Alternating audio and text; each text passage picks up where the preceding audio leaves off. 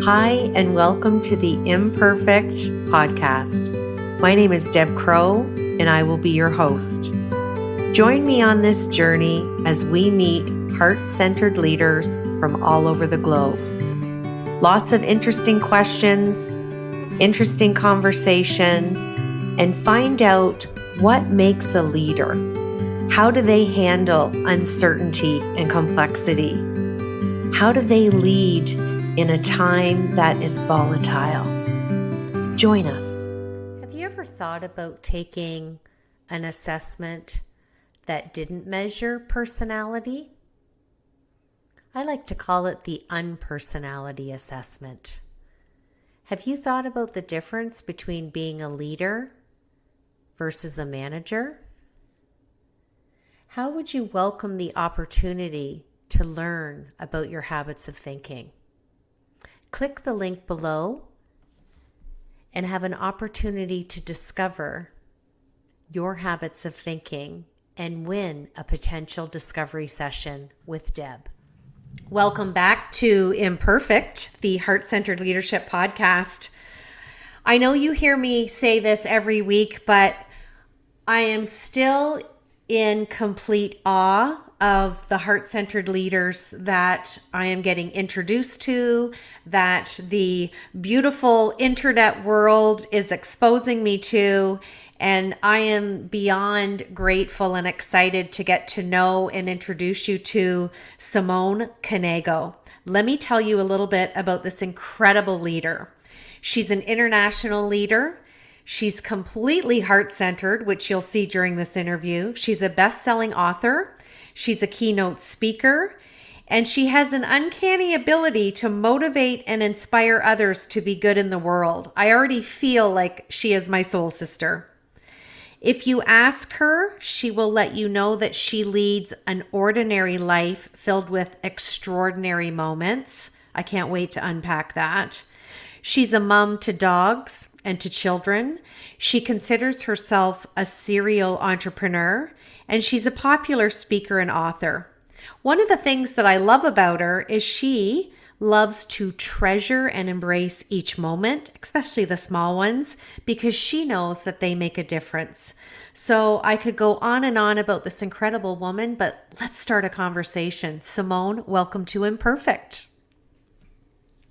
Hi, thank you so much for having me here today. I'm so excited to be here.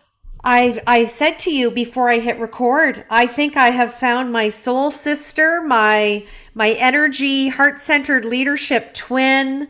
I'm so excited to interview you. Thank you for sharing your time and energy with me today. And thank you again. What did I say when you said that I'm your soul sister? And I said, I'm so excited for this. Well, I've got some leadership questions, and if you're ready, I'm ready to dig in. I'm ready. So I want to tell our viewers, let me give a little context before you hear the brilliance of Simone. She was a former CPA, then she became an equestrian, then she became an entrepreneur, then she became a teacher. She's the mother of 6. 3 of her 6 children are adopted from South Korea. She's climbed Mount Kilimanjaro. And my first question is, I know on a deep-seated level, engraved in your heart, that you feel and live that leadership skills and styles should impact all aspects of our lives, not just our careers. Tell us where that comes from and how you've implemented having your leadership influence all of Simone's being. I think that leadership is in every aspect of our life. It's not just in the boardroom. It's not just in a meeting. It's not just in our careers. I mean, again, when I look at the decision-making process for any decision I've ever made, there definitely is a leadership component to all of it. Running a house with 6 children, there's a leadership component to that. I mean, there's, sometimes the kids lead, I have to be honest, but in general, there's so many parts of leadership that are in our daily lives. And, if we want to talk about the Kilimanjaro piece, leadership and elevation, how do you work together as a team? If someone needs to slow down a little bit, does the entire team slow does the entire team slow down? How do we work together to figure those pieces out? And really for me, it's about respect and, understanding that everybody brings something different to the table, which I think is such an important part of leadership. I don't lead by myself. I lead, with alongside. And I think it's so important that, the piece about respect, that you respect the people that you're working with, that are in your family, that are in your community, so that you can learn to work together to achieve the goals that you want to achieve. Well, and every relationship is different, like you said, whether you're leading with your heart, being a mom of 6, you're the modern day Brady Bunch. No pun intended. That takes a lot of work. You've got 6 individuals, all different ages, all different needs. There's still that foundational level of leadership, and the environment doesn't have to change the way you choose to lead. I really love that. Like you said, whether it's a family structure, in friends group, boundaries are a huge thing for people. It's a struggle for some people because you don't want to say no for fear of being judged. For sure. And I think it's really important to understand especially in a friend group, like you have to be you have to be authentic, and you have to be able to have hard conversations. I think for me, the most important thing is if there's a struggle happening, that you're honest about it, and hard conversations are actually a good thing because it builds trust, it builds respect. And, definitely within, a friend group, obviously in a family situation, those happen every day, but within a friend group, I think it's, really important as well to, understand the boundaries and really make sure that you're holding true to yourself. Because if you're not believing in yourself, how is anybody else going to believe in you? I'm a really big proponent of that. We have to take a look at ourselves and say, like, I love myself. Like this is such an important piece. It took me a long time to get here, but that it's so important for us to have these pieces, of foundation, so that when we are, leading beyond our family and our friend groups and doing things in our careers, that we have that foundation in place, that we feel confident about working with other people. I'm going to agree with you 100%. Self-care's a big proponent of my branding language. I think it's foundational to everything we do. And it segues nice into my next question.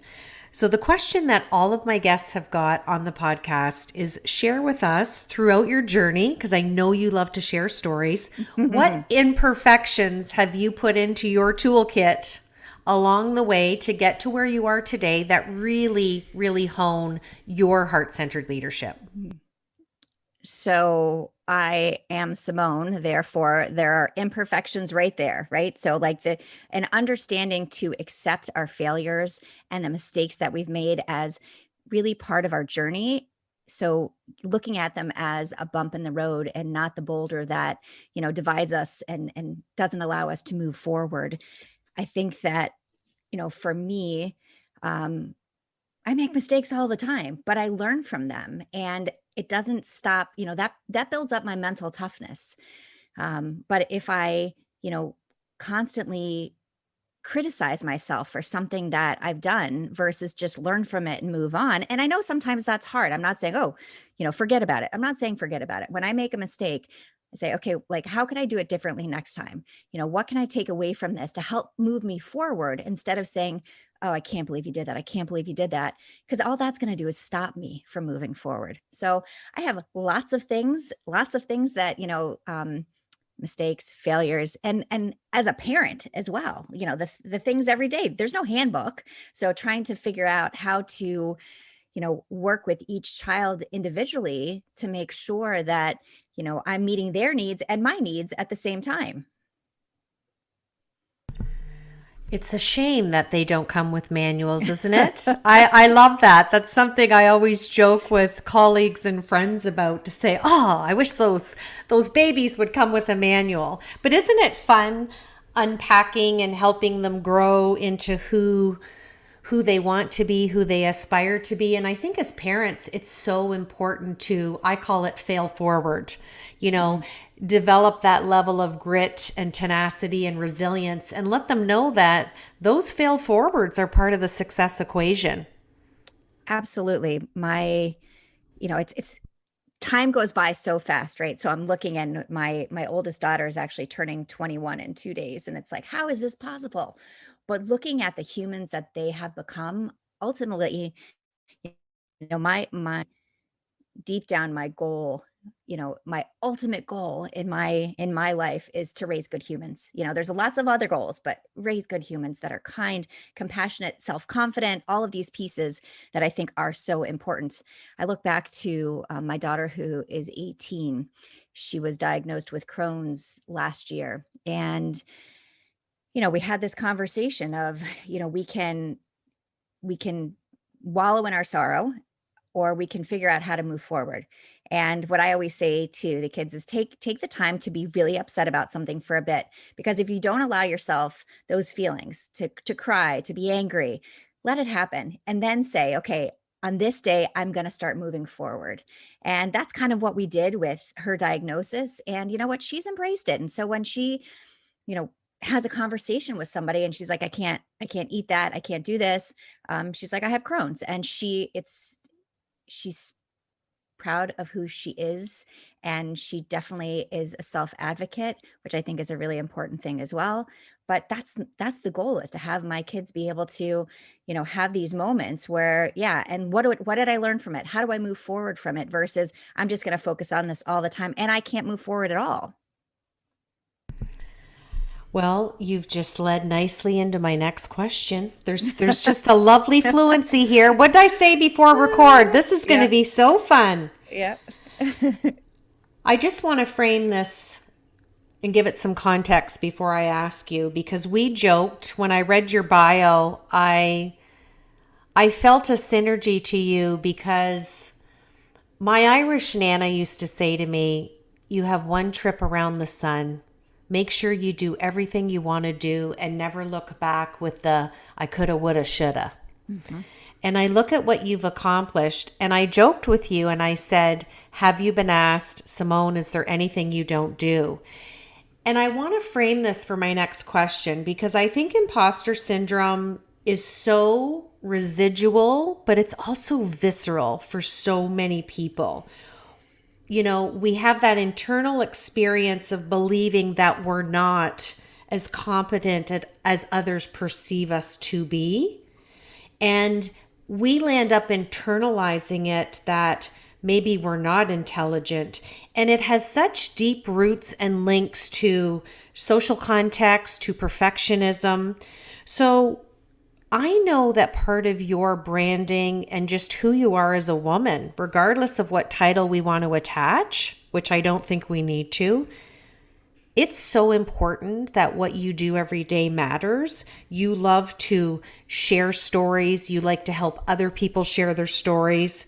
So my question is, how did you learn to silence your habit of thinking to defer or thank imposter syndrome for showing up? And what is your affirmation or redirect to keep yourself grounded so that you can help others really motivate and encourage them in their lives? And this is a great question. So I struggled for a very long time, comparing myself to others, saying, "Oh, I'm just a stay-at-home mom," or, "I can't do that. I have 6 kids," or, all of these things where it just kind of brings us down. And I was actually, I had a moment in time where I was sitting at this event, listening to this speaker and thinking, that will never be me. And then I kind of had that moment and said, and that's the whole point. I'm not supposed to be her. I'm supposed to be me. Let me think about the things that I'm doing every day. They don't have to be the grand and glorious things. Those things are great as well. But the little things that we do every day, honestly, have a huge impact on the world around us. And that's the ripple effect, right? So the conversation, with a person that, you're walking by and you start a conversation with somebody and ask them about their day.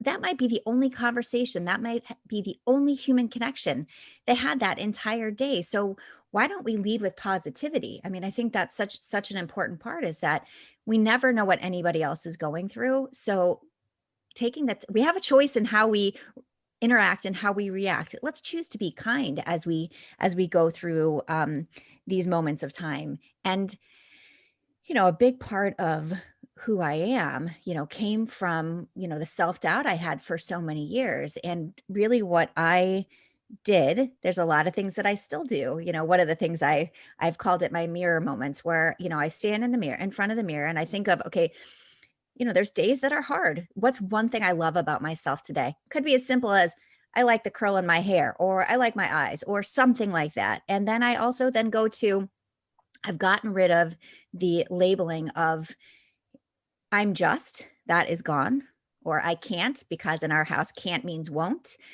which means you're not even going to try. So, when I was telling a story about Kilimanjaro, I had a friend say to me, "Oh, I could never do that."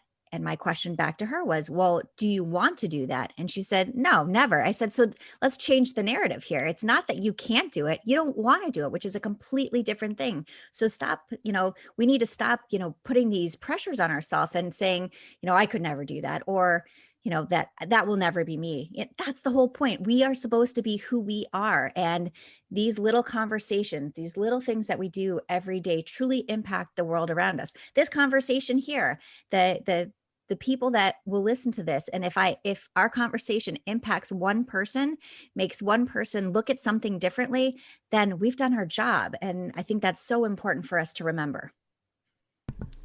Absolutely.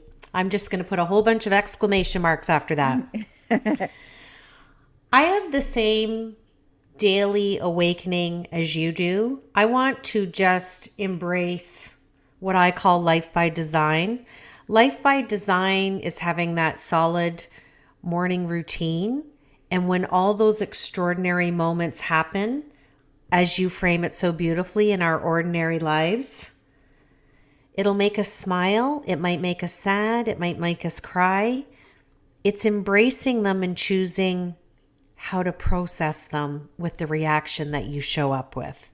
I think it's one of the biggest things that we learn as we grow and evolve as human beings and mature. But taking our story, just like you so beautifully put it, just embracing who we are. And I truly believe every bad day, I like to call it spending a little time in the valley, the only thing that will come out of that valley is growth. And I think it's such a great place. And we all have it. You have it. I have it. But looking at that person in the mirror, that reflection, and just giving back that love that we give to everybody else, it's a hard place to get to. But oh, it's the sweet spot when you decide to land and embrace it. Yeah, it's so important, and it is so hard to get there. I mean, I agree 100% on that. I struggled even saying thank you. Someone would say to me, "Simone, your hair looks great today." And I'd be like, "Oh, I don't know. I think it's too frizzy." Really? That's where I'm going to go? How about just thank you? And so I've really had to take a step back and kind of teach myself those pieces of, wait, why are you so hard on yourself? Like, these are, when people go out of their way to give you a compliment about something, doesn't matter what it is. Thank you. Like, they're saying it. They don't have to say it. They're saying it because they feel good about something at this moment, and they're bringing it to you. So you should take that and bring it back into your heart and say, "You know what? That's really important." Um, it's not easy, and it is an everyday conversation. And I think, but that it makes us better. It makes us feel better. So, like, I think that, I always, my big thing that I love to say is that we don't need to change who we are. We need to change the way we see ourselves. And then I truly believe the world around us changes. And it's not that I'm saying, oh, just change what you think. No, it's beyond that, because once you change how you see yourself, you're willing to try new things. You're willing to open up and have conversations and share not just your shiny moments, but your struggles as well.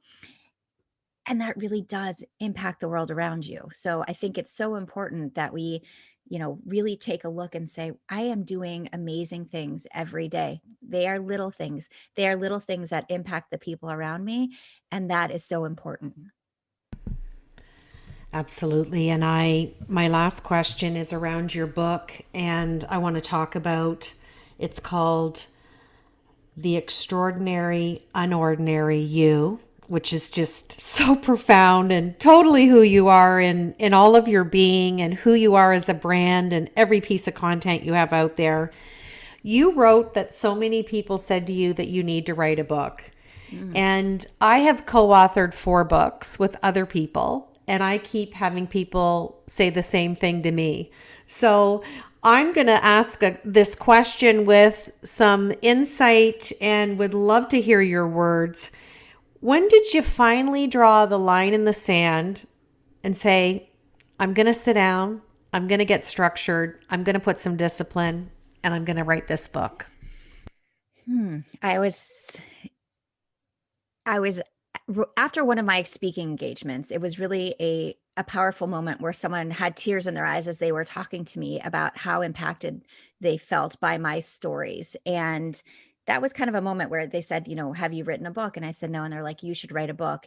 And I've heard that many times. And of course, my, inner self, that the self-doubt piece is, well, I'm not a writer. Again, break through these pieces, because, I wrote my book as a conversation on the couch. And when my friends read it, they're like, I hear you inside my head. And I was like, perfect. That's exactly what I was going for. But, it was one of those moments where I said, why can't I write a book? Yes. And the moment is now. If I'm going to do it, the moment is now. And I feel that about a lot of things. Say yes, show up. And when I first told my husband, I said, I think I'm going to sit down and do this. And he's like, okay. Okay. And I actually, when I finished the book, and of course he was super supportive. It was one of those kinds of things too. Like, you're going to go from nothing to climbing Mount Kilimanjaro. You're going to go from nothing to writing a book, right? I'm not like a writer on a regular basis. I wasn't even blogging, but it made sense to me. And when I started, I really felt like this is exactly where I'm supposed to be. And as I put the stories down on paper, I started realizing, you know what? Yes. It really kind of solidified these little things that I've done in my life.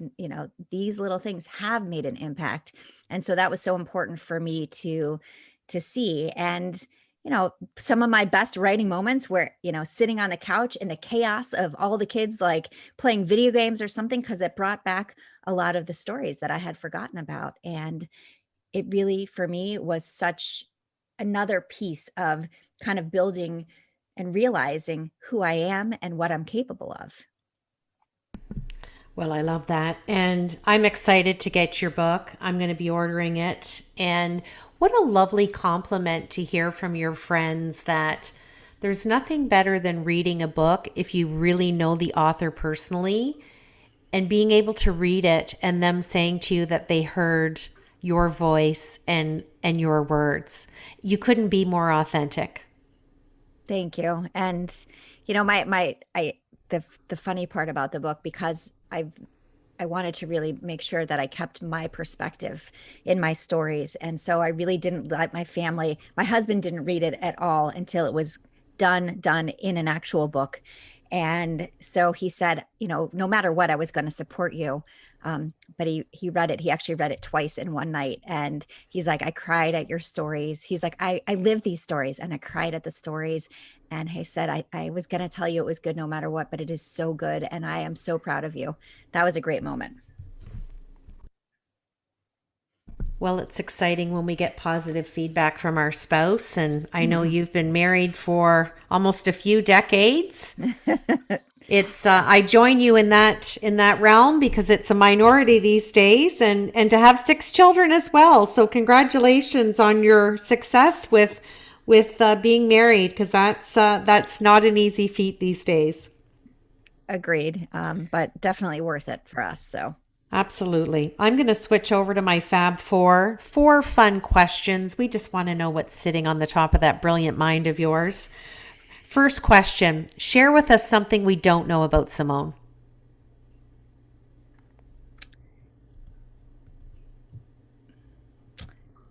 I really don't like working out. I make myself do it, but I don't enjoy it. Well, that's authentic. That's truthful. Exactly. Second question, what is on your bucket list to be a future chapter in your story? I actually want to go skydiving and kind of want to talk about the view from above. So that's on my bucket list. Oh, I love that. Third question, share with us your favorite self-care activity. Sitting on the couch on a Saturday afternoon, watching a movie and drinking a glass of wine. Oh, I like that. See, I knew we were kindred spirits. And my last question, what advice would you give if you sat down with the 16-year-old version of Simone? Yeah, I would tell myself to not be so hard on myself, to really, again, respect your elders. No, I really think though, not to be so hard on yourself, to understand that all of these things that you're going to be going through your life, they're all part of your journey, and they're so important to truly defining who you are. So go through those moments, embrace the moments, learn from the moments, and be able to move forward. Well, that's beautiful. And I'm throwing in an extra one today because I normally leave the podcast with a quote. But after reading your story and all that you've done, what favorite quote have you engraved in your heart that you live by? I always go back to this quote, but it's definitely overused, but it's be the change you want to see in the world. And I think that to me is always so important with my family, with my life, with everything I do, that if I want something different, I need to use my voice, I need to stand up, and I need to work for it. So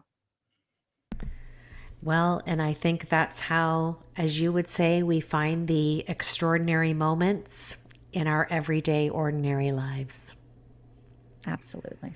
Simone, such a delight to meet you. Thank you so much for sharing your time, your story, your expertise, but more importantly, your heart. Thank you so much for having me here today. I truly enjoyed this. It's my pleasure. If you like our beautiful little podcast and you think you're imperfect or a heart-centered leader, we'd love to have a star rating and a review. I'd love for you to connect with Simone. We're going to put all of her details below in the podcast episode. And I want to thank you again for joining me. This is Deb Crow, and we are Imperfect, the Heart-Centered Leadership Podcast.